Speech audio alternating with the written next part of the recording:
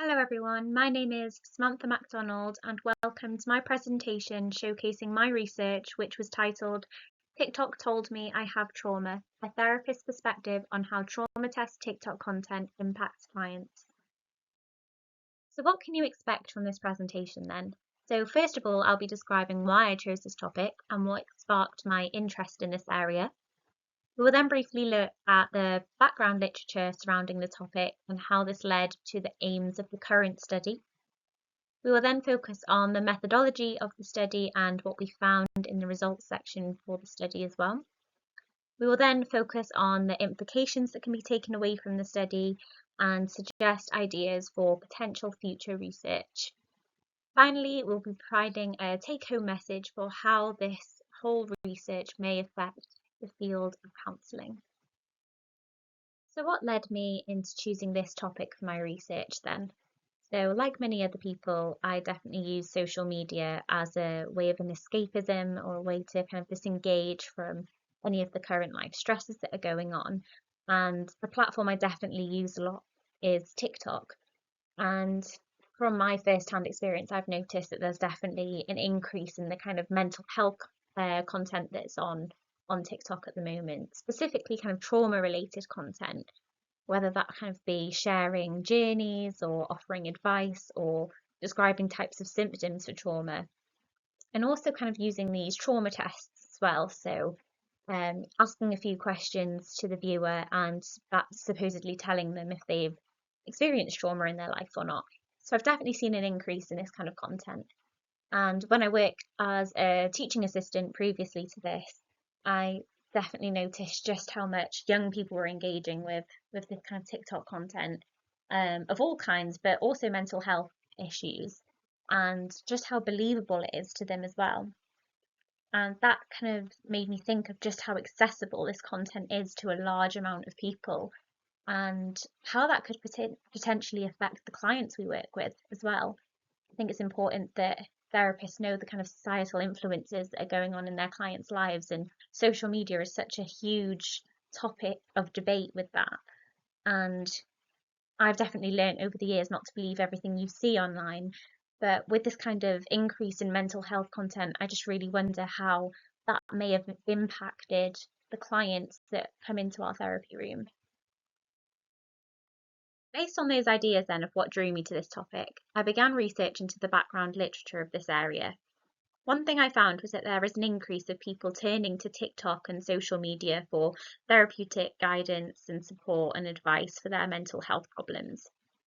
Research says that this can be really beneficial for raising awareness of lots of kinds of mental health issues, for kind of creating that community and a sense of community that people aren't alone with their mental health problems and that there are other people out there going through similar things. And also to provide support for people who may not be able to access it so easily. For example, people in remote areas. However, social media also is problematic in the fact that it's unregulated. The content that's available can be made by anyone and accessed by anyone. And evidence shows that people find it hard to distinguish between non-professional mental health advice from professional validated guidance on what to do with their mental health issues. So one example that highlights why the unregulated nature of TikTok is such a concern is a study that was conducted by Young et al. In 2022. So they analysed ADHD TikTok content, and they actually found that over half of the content they analysed, they labelled as misleading information. Research also shows that there's an actual lack of guidance on what to do after engaging with mental health content. So they may have engaged with the ADHD content or a different kind of mental health issue content, and there is actually no follow-up information on what to do next or how to get some further support with that, which could lead to its own detrimental problems as well. Research also shows that those trauma tests that I was mentioning earlier in the presentation are becoming more popular. So trauma test example is the childhood trauma test, which asks a viewer a few questions about their childhood and supposedly determines whether they've experienced trauma or not in their life. The increase of engagement in this kind of trauma-related content may lead to the definition of trauma expanding. This could mean that more people are self-identifying with the word trauma based on what they're seeing, and this could also lead to self-diagnosis as well. Of course, that could be beneficial for people who have truly experienced trauma. However, there is a concern from the unregulated nature of TikTok that actually might lead to overdiagnosis with trauma or misdiagnosis as well.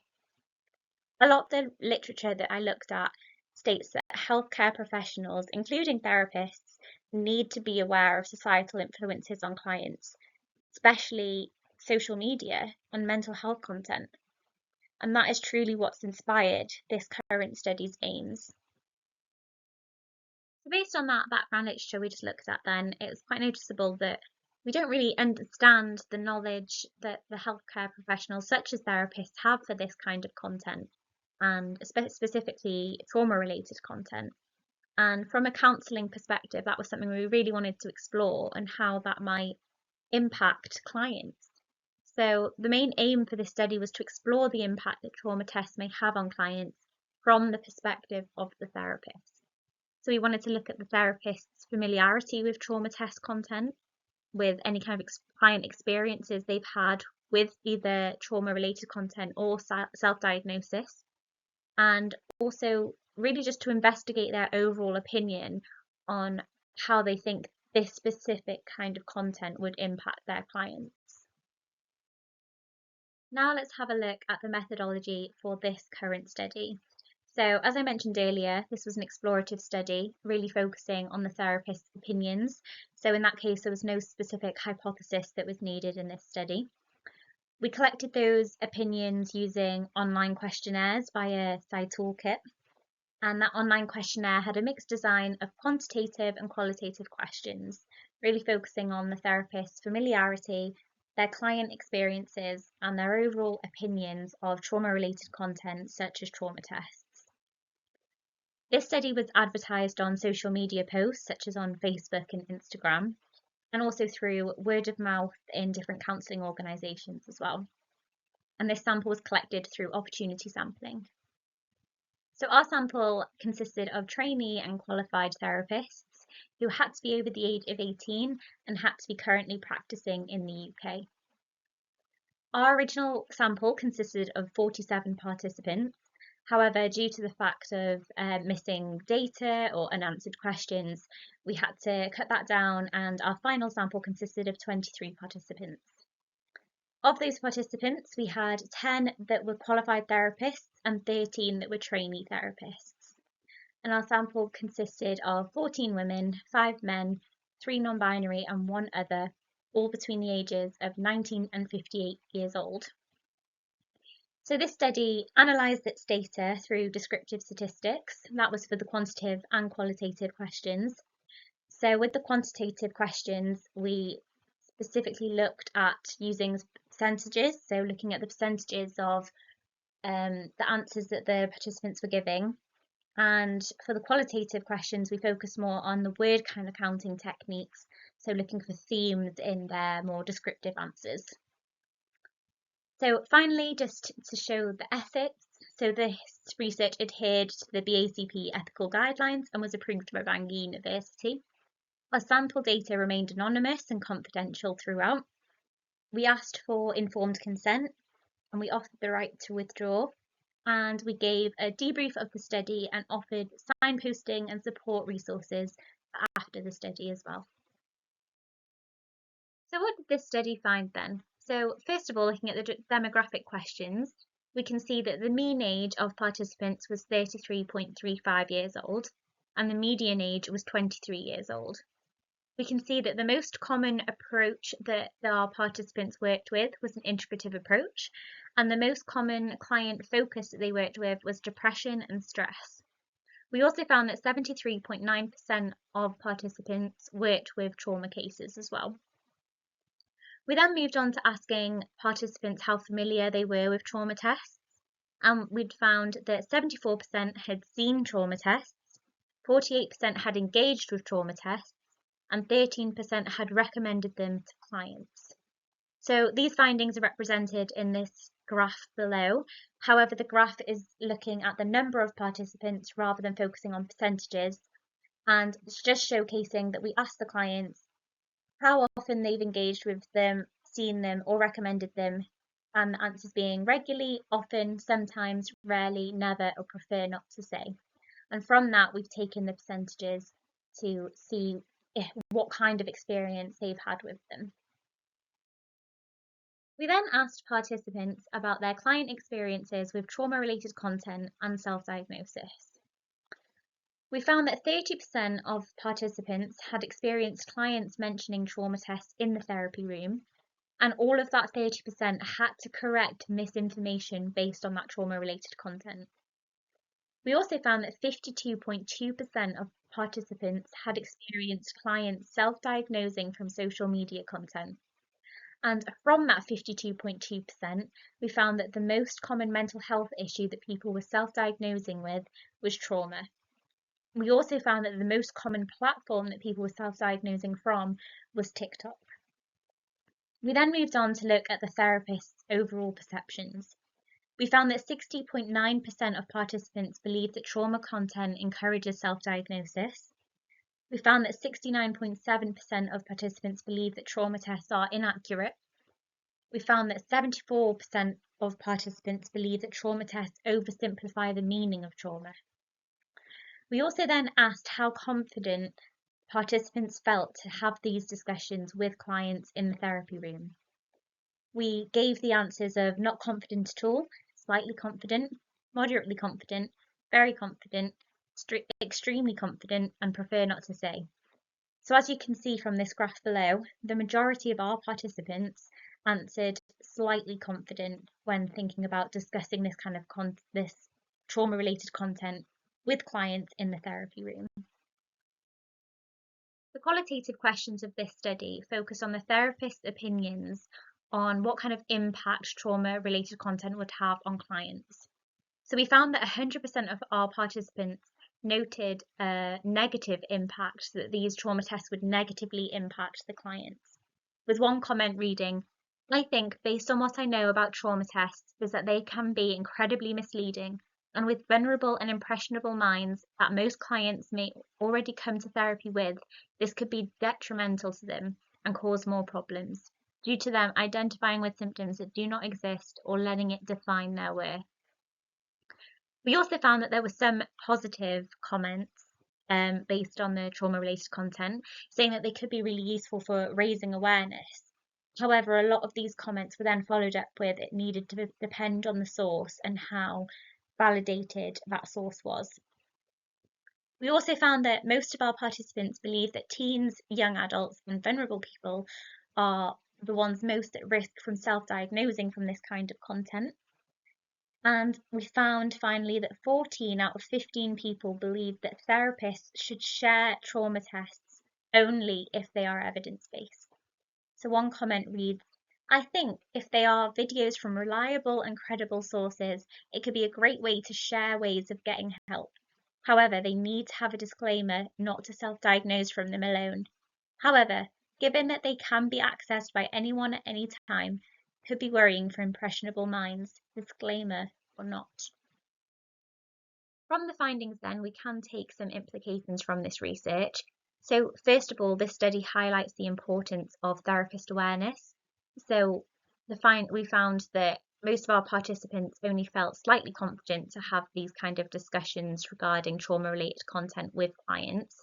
So actually raising the therapist's awareness of digital literacy may help to build their confidence to have these conversations. Raising awareness can also help to adapt contracting as well. So therapists can decide whether they want to have these conversations or if they feel comfortable enough, and that could be put in the contracting and discussed with clients at the beginning of the therapeutic journey. It can also help to improve the quality of signposting as well. So the raising of this awareness would help therapists to really look at where their resources are coming from and if they are validated and evidence-based. So this may also help for raising clients' awareness as well. So obviously the therapist's job isn't to diagnose or to give any kind of advice. However, the therapist can help the client to critically reflect on the social media content that they're engaging with and to see how appropriate it is and how they are engaging with that kind of content.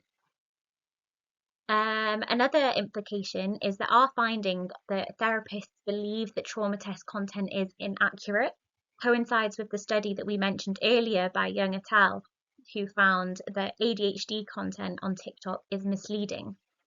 There's multiple kinds of mental health issues that aren't seeming to be very accurate on social media, highlights that platforms need to be encouraged to do more to regulate their content, especially regarding mental health content. Our findings also show that trauma tests may oversimplify the meaning of trauma.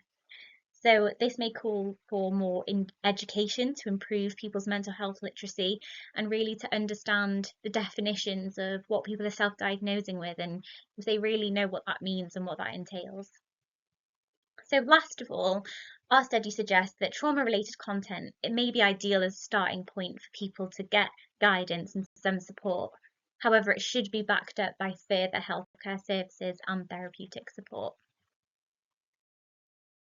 Some ideas for future study then. So first of all, a natural next step could be to explore clients' direct experiences of trauma-related content online or self-diagnosis by actually using the questionnaire for the clients and getting that first-hand data to explore it from a different angle. Second of all, we could conduct cross-cultural studies to compare international impacts from mental health content on social media, as this study only used the UK participants. We could also investigate with a more specific hypothesis in future. So an example could be investigating whether personality traits affect the susceptibility to self-diagnosis from trauma-related content, and if so, what that could mean for clients with those specific personality traits as well. Finally, we could use an alternative method to explore this topic, such as interviews, which would help gain a deeper perspective. So, for example, we found that our clients found this content as inaccurate, and quite a lot of participants had to correct misinformation that they had in the therapy room. However, we don't really know the context of that or why they believe those kind of things because we didn't have that interview to delve deeper. So that could be another future study. So as we come to the end of this presentation then, just some take-home messages. So first of all, our participants viewed trauma-related content with caution, describing that they could be beneficial as long as they were validated and evidence-based, therefore highlighting the need for an increased awareness for therapists and more digital literacy training. And finally, as social media and societal influences develop, the counselling field must adapt to the digital age in order to meet the needs of their clients.